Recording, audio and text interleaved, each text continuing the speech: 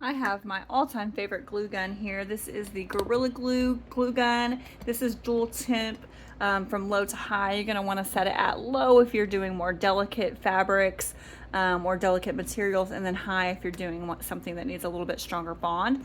I love the precision tip at the end as well as the kickstand. It has a wide base so it's not flimsy and gonna fall over very easily.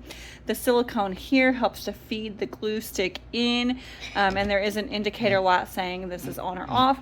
The only thing I don't love about this glue gun is there is no on and off switch. It's literally the only switch is from low to high. So if you want to turn it off, you need to make sure to unplug it. The cord is a good decent length amount. The cord is a good decent length so that and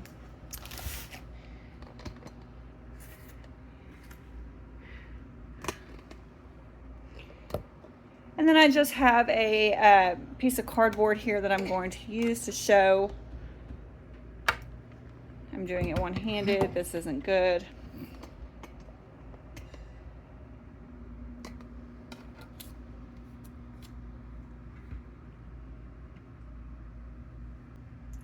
As it heats up, it is going to leak just a bit there, so I usually just try to have a little piece of cardboard or something under it.